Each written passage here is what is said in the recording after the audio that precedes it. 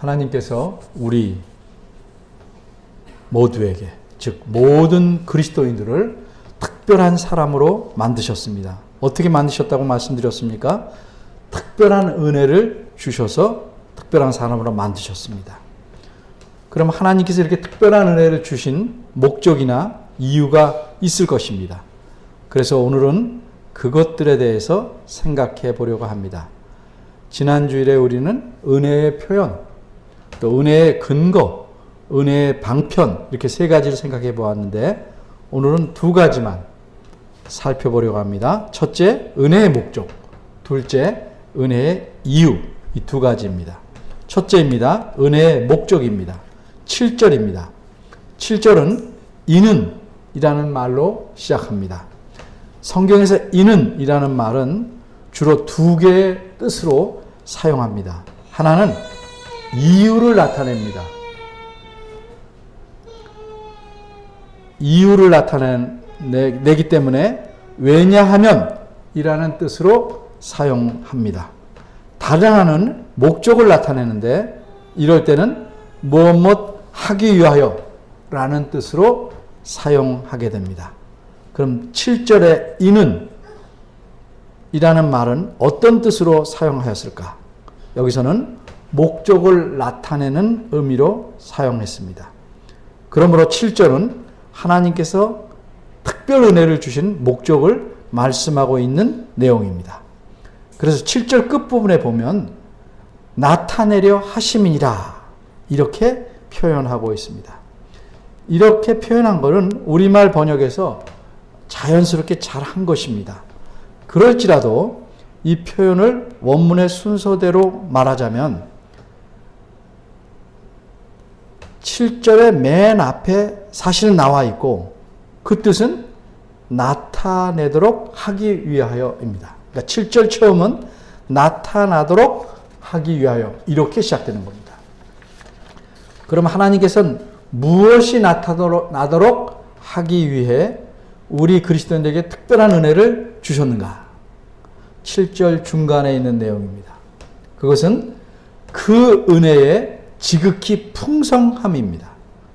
여기서 그 은혜라는 것은 그 사람, 그곳 할 때 그가 아니고 그의 은혜, 즉 하나님의 은혜를 가리킵니다.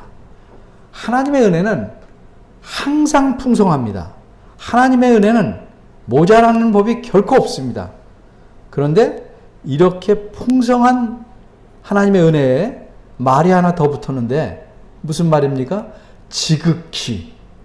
지극히라는 말이 또 붙었습니다. 여기서 지극히라는 말은 우리말 사전에 의하면 더할 수 없이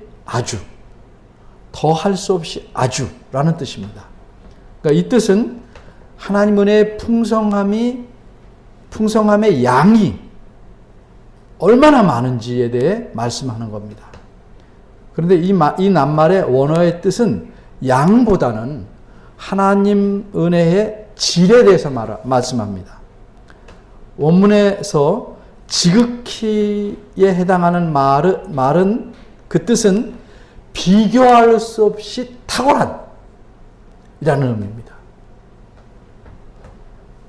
모든 사람에게 베푼 일반 은혜, 그 은혜는 비교할 수 없이 그런 것보다는 아주 탁월한 이라는 의미입니다.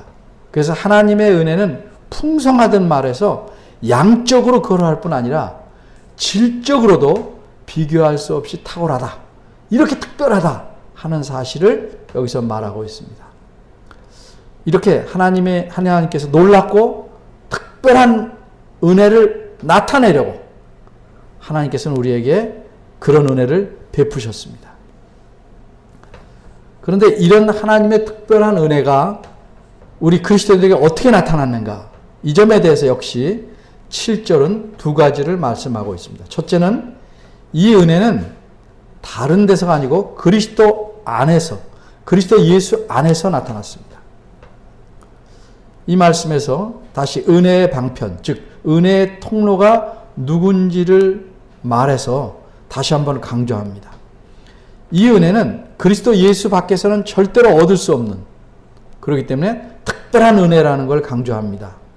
이 은혜는 쉽게 말하자면 하나님께서 예수 그리스도를 믿는 자에게만 주시는 특별한 은혜입니다.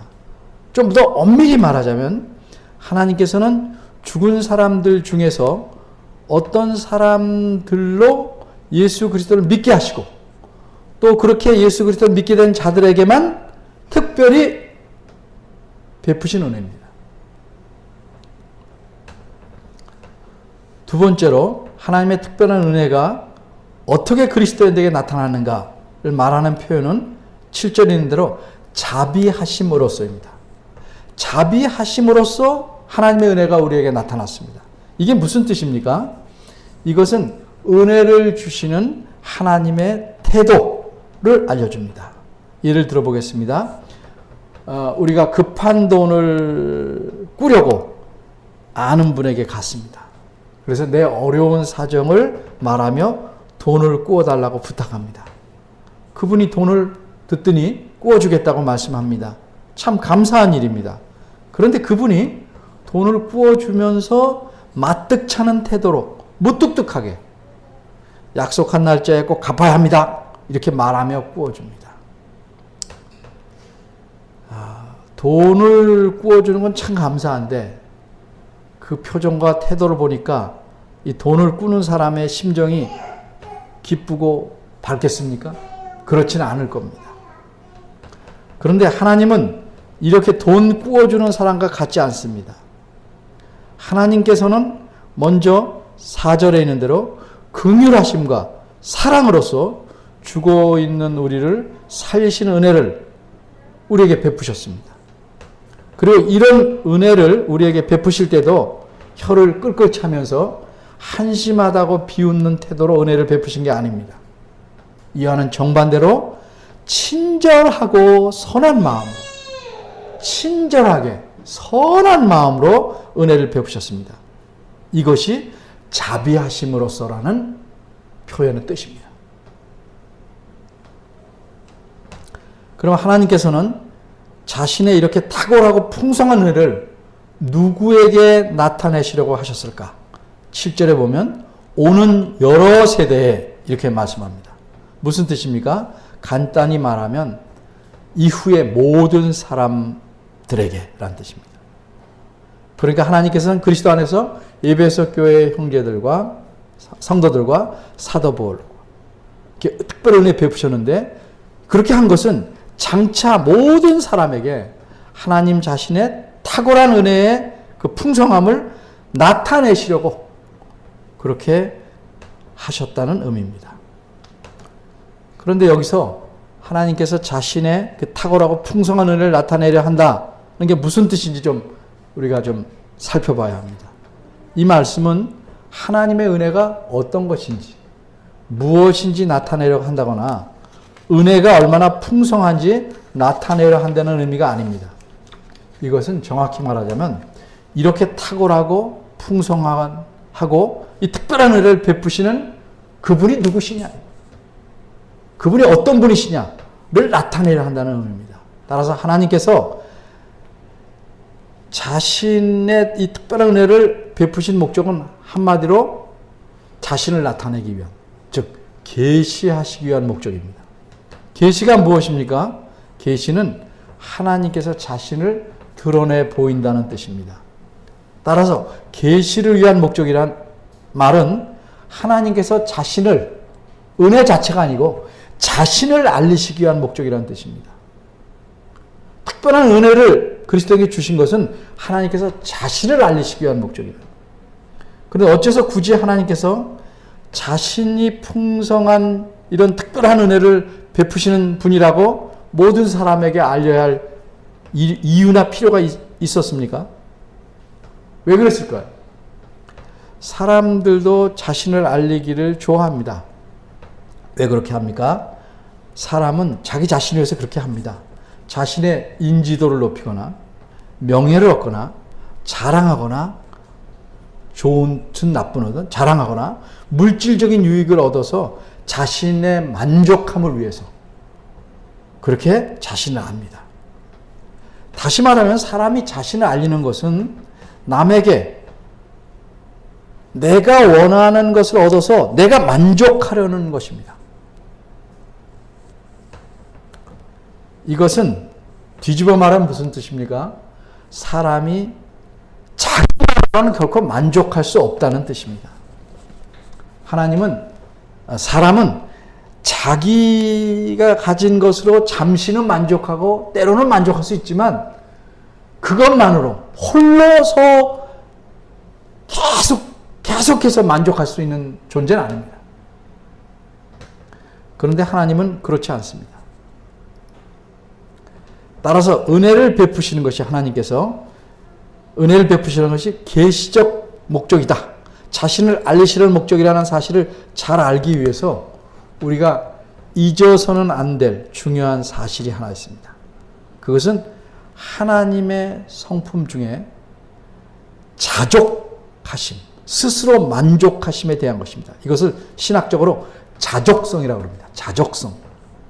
이것이 무엇인가? 그 의미를 생각해 보겠습니다. 사람과 달리 하나님께서는 하나님 홀로 충분하고 완전하게 만족하십니다. 쉬운 말로 하나님에게는 전혀 아쉬운 것이 없습니다. 이게 하나님의 자족성입니다. 하나님은 어떤 누구를 필요로 하거나 무엇을 더 필요로 할 그럴 이유가 없습니다. 하나님은 늘 만족하십니다. 외부에서 뭘 채워야 만족하는 게 아닙니다. 하나님 스스로 만족합니다. 따라서 하나님께서 자신이 은혜가 풍성한 하나님이라는 걸 나타내시거나 알리는 목적은 자신을 위해서가 아닙니다. 자신의 만족함, 내가 이런 하나님이다 드러내서 사람들이 알아줘서 그때 기뻐하시기 위해서 그런 게 아니라 이 말이죠. 자신을 위해서라면, 자기의 만족을 위해서라면 그렇게 하실 필요가 전혀 없습니다. 사람들이 하나님을 몰라도 하나님은 만족하십니다. 하나님에게 그런 의미에서 필요한 게 하나도 없습니다. 우리 종종 그러죠. 하나님 제가 없으면 좀 섭섭하지 않겠습니까? 그렇지 않습니다. 하나님은 아쉬운 게 없어요. 사람의 경우에도 가끔은 상대방이 싫어하는데도 간곡하게 충고하는 사람을 보게 됩니다. 그런 경우에 그 사람은 왜 그렇게 합니까? 자신을 위해서가 전혀 아니라 상대방을 위해서, 그 사람이 바르게 되기 위해서 그렇게 간절한 마음으로 충고합니다. 이건 아주 하나님께 비교할 수 없는 작은 예지만, 그래도 이런 예를 드는 것은 좀 더 이해를 돕기 위해서 하는 겁니다. 하나님께서는 이처럼 전적으로 사람들을 위해서 자신을 알리는 겁니다. 자신이 누구시며 어떤 분인지를 나타내시는 겁니다. 그래야 사람들이 하나님을 찾아와 풍성한 은혜를 좀 주십시오, 이렇게 간구하게 하시기 위함입니다. 사람들의 필요를 채워주기 위해서 하나님께서 자신을 알리시려는 것이지 자기 필요를 얻기 위해서 그러시는 게 아니라는 거죠. 또 뒤집어 말하면 여러분은 하나도 구원 안 하셔도 하나님은 아쉬울 게 하나도 없다는 겁니다. 두 번째, 은혜의 이유. 논리상으로 보면 이것도 사실 목적에 해당합니다만 왜 이유라고 했냐면 8절에 시작하는 말이 이유를 말하고 있기 때문에 그렇습니다. 하나님께서 특별히 은혜를 베푸시는 이유에 대해서 생각해 봅니다. 8절은 우리말 성경에서는 생략했지만 원문에서는 왜냐하면으로 시작합니다. 왜냐하면. 그래서 제가 논리적으로는 목적이라 할 수도 있지만 이유라는 작은 제목을 붙인 겁니다. 하나님께서 특별한 은혜를 그리스도인들에게 베푸시는 이유를 8절과 9절에서 말씀하고 있는데 이게 8절, 9절의 한 문장입니다. 1절에서 7절까지가 한 문장이었고 8절에서 9절이 왜냐하면으로 시작되는 이유의 문장, 한 문장입니다. 8절은 직역하면 이렇습니다. 왜냐하면 그 은혜로서, 하나님이 주신 그 은혜로서 너희가 믿음으로 구원을 얻었기 때문이다. 이렇게 8절 상반절이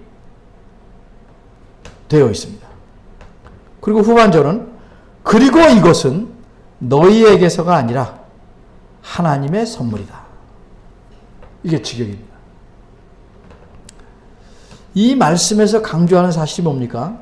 너희가 구원 얻은 것은 하나님의 은혜라는 점입니다.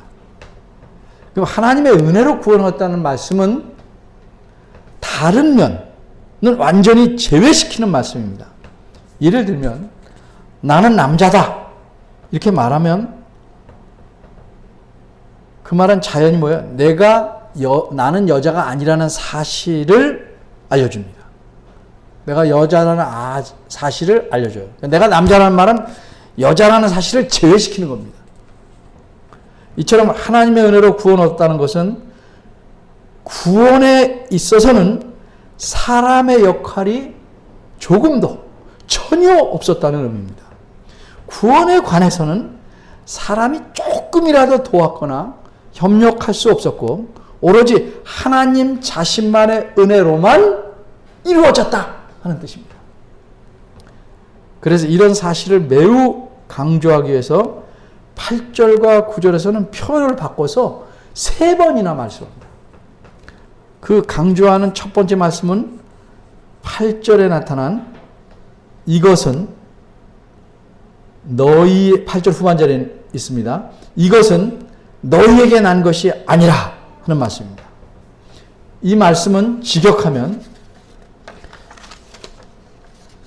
제가 가진 성경에는 난 것이 이렇게 조그만 것이 되어 있는데 직역하면 이것은 너희에게서가 아니다. 그럼 여기서 이것이란 무엇일까? 어떤 분은 이것이란 그 앞에 나온 믿음이라고 생각합니다. 성경 전체를 살펴볼 때 그렇게 보는 것이 틀리지는 않습니다. 예를 들면 빌립보서 1장 29절에 이런 말씀이 있습니다. 그리스도를 위하여 너에게 은혜를 주신 것은 다만 그를 믿을 뿐 아니라 또한 그를 위하여 고난도 받게 하심이라. 이 말씀에서 믿음에 관해 우리가 알 수 있는 사실이 무엇입니까? 그리스도를 믿을 수 있는 것은 하나님께서 은혜를 주셨기 때문에 그럴 수 있다는 사실입니다. 그러니까 믿음이란 저절로 생긴 게 아니고 사람의 노력으로 생긴 게 아니고 하나님께서 은혜로서 생기게 하신 겁니다. 따라서 믿음은 하나님께서 은혜로 주신 선물임이 분명합니다. 성경 전체로 볼 때 그렇습니다. 틀린 말 아닙니다. 진리입니다. 그런데 7절에서 말하는 이것은 믿음을 가르치지 않습니다. 왜 그러냐면 우리말로는 이것 할 때 앞에 나온 것을 가르칠 수 있지만 원문을 보면 문법적으로 맞지 않기 때문입니다. 그래서 잠시 설명하겠습니다. 신약 성경의 원문이 뭡니까? 헬라어입니다. 헬라어. 그죠? 헬라어에는 모든 낱말에 성이 있습니다. 성. 우리말에는 그런 성이 없어요. 그냥 남자는 남성, 여자는 여성. 하늘은 뭐예요? 그럼 성 안 붙이죠. 이 강대상은 뭐예요? 뭐 이게 남성, 여성 말하지 않죠. 그래서 중성이라고 말하지 않습니다. 그런데 헬라어는 다 성이 붙어 있습니다. 어떤 낱말은 남성이고, 어떤 낱말은 여성이고, 어떤 낱말은 중성입니다. 이렇게 3가지 성이 있습니다. 근데 이런 낱말의 성이 자연적인 것일 수도 있는데 꼭 그렇지는 않습니다. 예를 들면 남자는 남성이고 여자는 여성입니다. 그럼 자연적으로 성이 붙어 있지 않는 것은 모두 중성인가? 그러면 쉬운데 안 그렇습니다. 그럼 믿음은 뭔가? 믿음, 헬라어에서. 믿음은 여성입니다. 왜 여성인지는 모르겠어요. 그 사람도 생각이 그렇습니다. 믿음은 여성입니다. 도시? 그것도 여성입니다.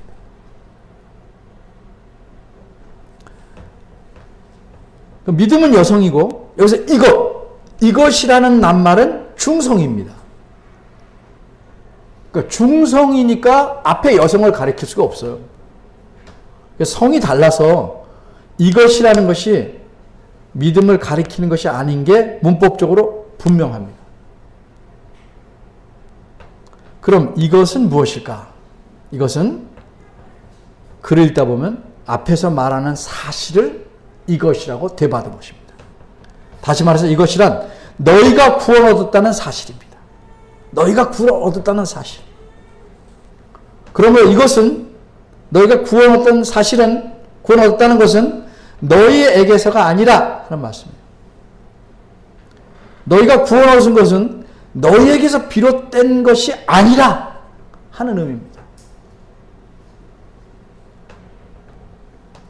너희가 하나님의 은혜로만 구원 얻었다는 사실을 강조하는 두 번째 말씀은 8절 끝부분에 나오는 말씀입니다. 그게 뭡니까? 이것은 하나님의 선물이다. 이렇게 말합니다. 하나님의 선물이다. 물론 믿음도 하나님의 선물입니다. 근데 여기서는 너희가 구원을 얻었다는 것이 하나님의 선물이다. 이게. 선물은 어떻게 주는 겁니까? 내 마음에 따라 주고 싶은 원하는 사람에게 자유롭게 주는 겁니다. 내가 줄 수 있고 안 줄 수 있어요. 하나님께서 자기의 기쁘신 뜻에 따라 넘치는 긍휼과 큰 사랑으로 그리스도 예수 안에서 하나님께서 원하는 사람에게 구원을 주셨습니다. 그래서 구원은 전적으로 하나님의 선물입니다. 이게 두 번째로 강조하는 말씀입니다. 세 번째 말씀은 9절 처음에 나오는 말씀인데 행위에서 난 것이 아니다 하는 말씀입니다. 근데 우리말에서는 뭐를 원하는지 바로 들어주세요. 뭐를 원하죠? 거절할 거면 끝까지 거절하시고 계속 악쓰고 그래서 들어줄 거라면 지금 처음에 들어주셔야 됩니다. 우리말에서 행위라고 표현했는데 이 말씀을 직역하면 일들로서가 아니다 이런 말이에요. 일들로서. 행위라는 말은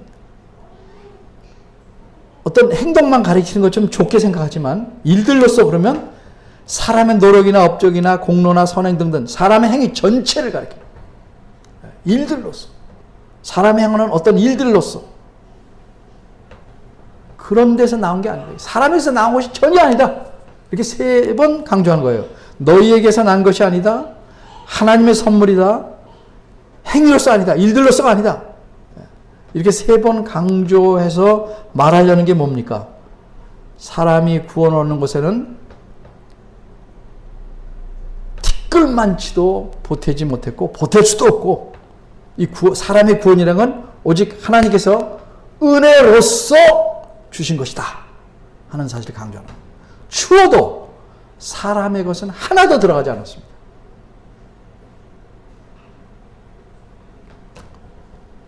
그럼 이렇게 하나님께서 자신의 특별한 은혜로서 사람에게 구원을 주신 까닭은 무엇일까? 9절 끝부분에 있는 바대로 누구든지 자랑치 못하게 하심이니라 하는 말씀에서 드러납니다. 이 말씀 직역하면 아무도 자랑하지 못하게 하기 위해서입니다. 아무도 자랑할 수 없게. 구원은 비유하자면 앞에서 나왔지만 죽은 사람이 살아나는 겁니다.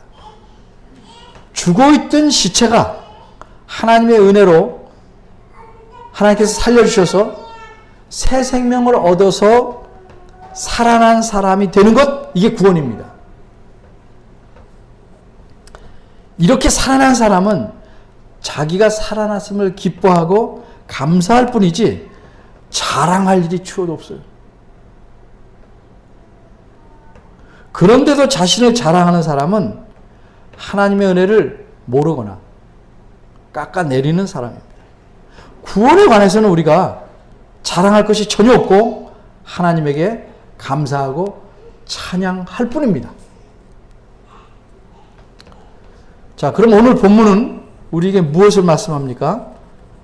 하나님에 대해서 무엇을 가르쳐 줍니까? 하나님께서 탁월하고 풍성한 은혜로서 그리스도 밖에 있는 사람에게는 전혀 보이지 않은, 나타내시지 않은, 베푸시지 않은 그런 풍성한 은혜를 우리에게 주셔서 우리를 구원하시다는 사실을 말씀합니다. 그런데 하나님께서 어째서 이렇게 놀라운 특별한 은혜를 우리 모두에게 베푸셨다고 말씀합니까? 7절을 보면 우리를 통해서 이 은혜로운 하나님을 나타내시기 위함입니다. 그러니까 우리는 하나님의 은혜를 드러내는 도구의 역할을 하는 겁니다. 그런데 우리 자신에 대해서 곰곰이 생각을 해봐야 됩니다. 과연 다른 사람이 우리를 보고 그 은혜로우신 하나님을 생각할 수 있을까? 볼 수 있을까? 다른 사람들이 우리에게서 하나님을 전혀 볼 수 없다면 그것이 하나님의 은혜가 풍성하지 못하기 때문일까? 아니면 우리의 문제 때문일까?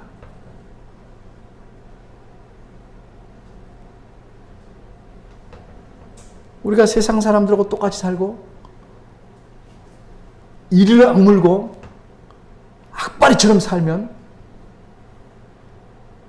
돈을 벌기 위해서 천한이 돼서 살면 다른 사람들이 우리에게서 하나님의 은혜로우신 하나님을 볼 수 있겠습니까? 매우 뛰어난 화가가 멋진 그림을 내 티셔츠에 여기 사시에 그려줬습니다. 그래서 이 셔츠를 입고 나갈 때마다 사람들 쳐다보고 와, 그림 멋있다, 누가 그렸냐, 이렇게 반응해야 맞는데 그림을 보는데도 아무 반응을 사람들이 보이지 않습니다. 그럼 문제가 어디 있는 겁니까? 그림 그리는 화가가 잘못 그린 겁니까? 못 그린 겁니까? 뛰어난 화가가? 아니면 내가 셔츠를 마구 더럽혀서 그림이 잘 안 보이거나 훼손해서 그림이 제대로 안 나타내서 사람들이 그림을 제대로 못 보게 한 게 문제일까? 답은 분명하죠. 하나님께서 은혜로서 우리를 구원해 주셨다. 우리 모두 이 사실을 믿습니다. 정말 이렇게 믿는다면 내가 내 힘으로 구원을 얻은 것처럼 정말 조금이라도 우리가 자랑할 수 있겠습니까? 어떻게 자랑합니까?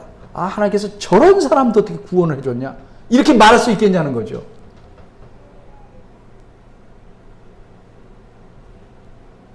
나는 지금은 하나님의 은혜로 좀 나은 사람이 됐지만 처음에 나는 어떤 사람이었어요? 똑같이 시체였어요.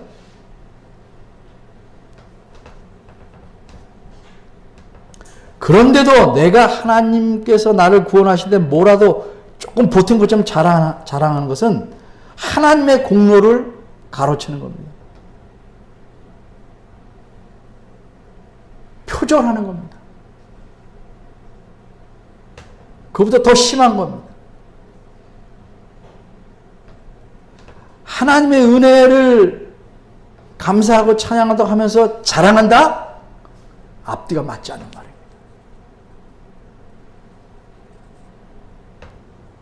하나님께서 전적으로 은혜로서 나를 구원해 주셨다고 믿는다면 반대로 내가 실수하고 잘못한다고 구원에서 떨어질까 봐 낭망하고 좌절할 수 있겠습니까? 그러면 문제 있는 겁니다. 우리가 부모한테 잘못하면 야단 맞을까 봐 걱정하고 집에 들어가야 되나 말아야 되나 이렇게까지 생각할 수 있겠지만 내가 분명히 부모의 자식인데 자식이 다시 안 될까 봐 걱정하겠습니까? 걱정의 종류가 다른 겁니다.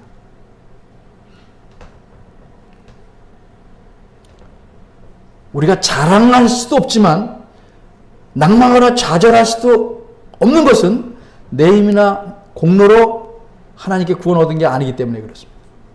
그래서 우리는 자랑도 구원에 대해서 또 내가 잘못해서 뻔뻔하는 뜻이 아니고 구원에서 밀려날까 봐 좌절하거나 낭망할 필요도 없습니다.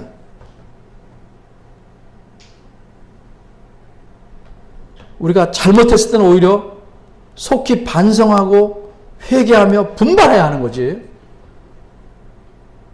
그렇게 뒤로 물러나는 게 아닙니다. 오히려 우리는 항상 있는 힘을 다해서 하나님을 찬양하고 감사하도록 힘써야 합니다. 그렇게 평생을 살아가려고 힘써야 할 것입니다. 이게 은혜로 구원받은 자가 마땅히 해야 될 일입니다. 이 사실을 늘 기억하고 살아가시기를 바랍니다. 기도하겠습니다.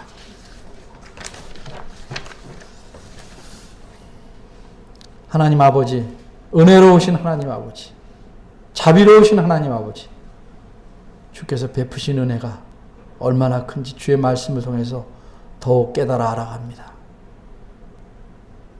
사탄은 우리로 하여금 자꾸 우리 자신을 보게 합니다. 문제투성이, 잘못투성이,